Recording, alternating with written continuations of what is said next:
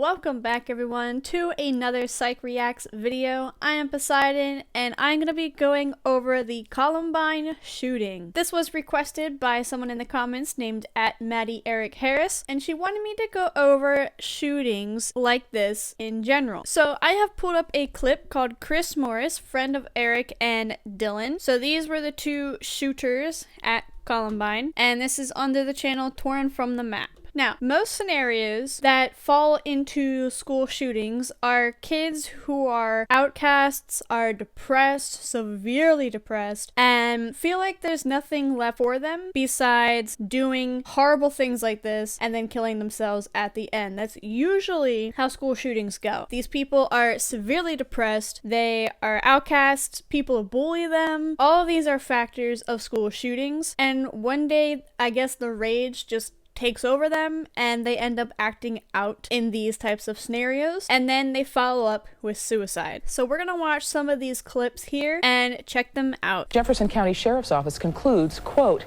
Harris and Klebold seem to have lived two lives. Their friends and family describe them as normal teenage boys.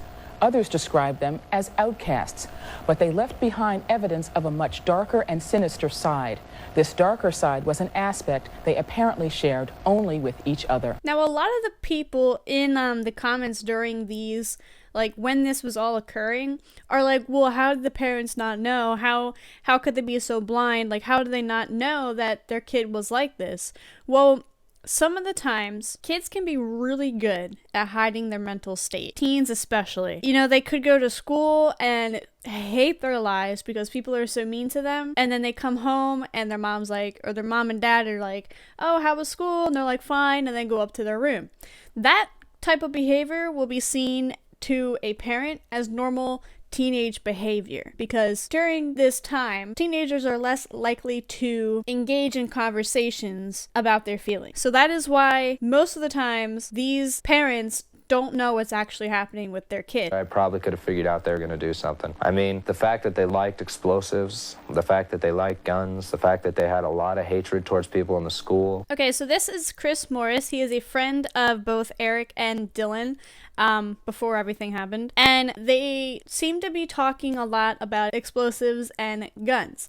Now, having a liking for guns doesn't mean you're going to go shoot up a school, but when he adds in the last comment, they had a hatred for a lot of people in the school, that's when a red flag should be raised. If the person really is like into making their own explosives, like that's a red flag too. That's very dangerous, and teenagers should not be, that's not your normal typical teenager behavior, is playing with explosives. That's not normal. These were two people I thought I knew that I actually seem to know nothing about, and it's hard for me to understand even. So that also plays in with the parents. Like, the parents think, oh, they're just normal teens, you know, they have their moody changes and all that stuff, and they put up a front, they're like, oh, we're fine, but they're not actually fine. Because even if they pursued a little bit more and like searched their rooms and did all this other stuff, like that could also help ignite the anger that they're feeling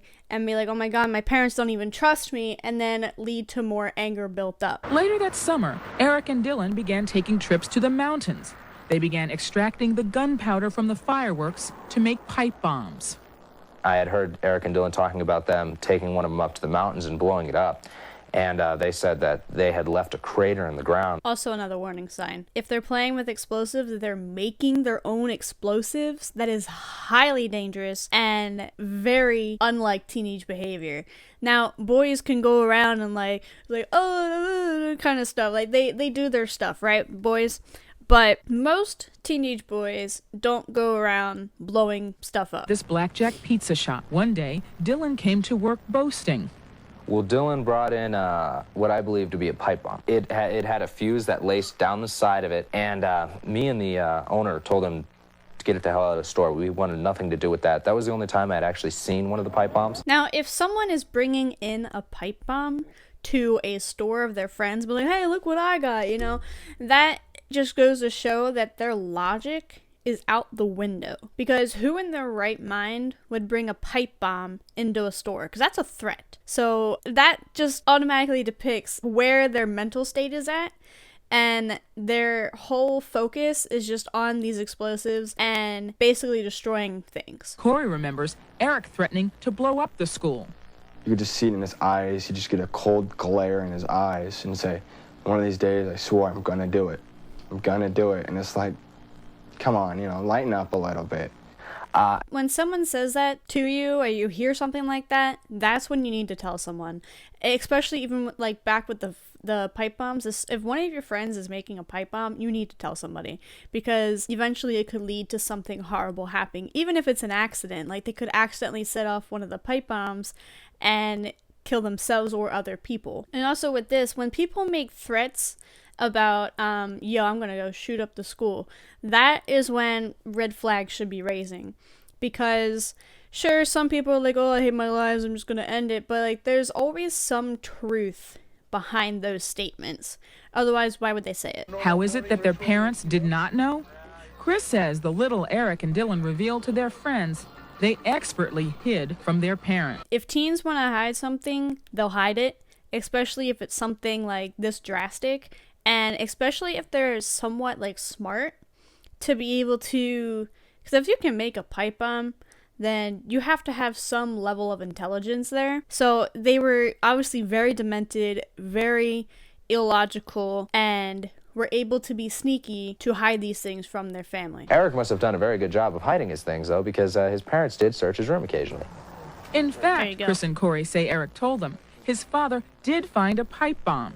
And Eric's like, yeah, did you hear? My dad found a pipe bomb. I'm like, oh, man, that's gotta suck. I was like, I figured, he was gonna be in like some really big trouble. All his punishment was to go up to the mountains with his dad and blow it up. But to this day, oh boy. If you see your son has a pipe bomb in his room, that should be like, yo, what on earth are you doing? Why do you have this? Where did it come from? How did you do this? What are you doing with it? That should be major punishment, not, oh, let's go blow it up. Apparently, his parents noticed too, and he was prescribed an antidepressant. And towards the end, I had been told that he actually stopped taking his medication. And sometimes it was almost frightening to see 1 minute how he was a very nice, happy, normal guy, and the next minute he was very, very angry, almost sinister at times. So the mood swings in here could be a possibility of bipolar disorder. I'd have to know more to discover whether or not it was one or two, but the up and down mood swings where you get like extremely low and like depressed and angry could be a symptom of bipolar. Only a week before the incident, nothing seemed to be bothering the two. In fact, Chris says, Dylan was very excited about going to college, and Eric also had plans. I remember Eric talking about the future. I remember Eric talking about he wanted to go to school, and he wanted to get some degrees in computers, and he wanted to work on computers and make games for a living. Now that's very confusing, because if two people were planning to go shoot up the school and end their lives, why would they plan their future, Unless it was a ploy to like make people think, oh, nothing's gonna happen. But I don't know if it was or not. Maybe they just snapped one day and were just like, all right, we're gonna do it. So that part is very strange to me. I don't know why they would be planning a future if they already had the plan, go into the school with guns and then kill themselves in the end.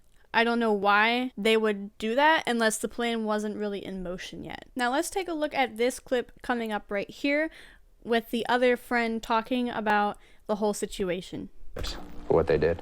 They were just two troubled kids who just couldn't find any other way to, deal with everything that was going on. A lot of the times, teenagers don't, like when they're super depressed in high school, they don't realize that life after high school is going to be different. They don't realize that high school isn't everything. Because all of those jocks that they hated, all of those like people that they hated, were going to be nothing when it comes to college, because it's going to be a whole new area, whole new situation, a whole new like society tiers type thing. So instead of these kids thinking, oh my god, my life is over, when they're only 18, they need to think, I need to go be successful, show them what I can do, and have a successful life, so that they look back at this and realize, like, wow, he became something of himself. Good for him. And then they hate them for that. Now that's pretty much all the points we're going to talk about in this video. I just want to touch on one thing. When someone is severely suicidal, they're not thinking logically. They may be able to form a plan of attack like they did here in the Columbine shooting, but the attack is fueled by pain.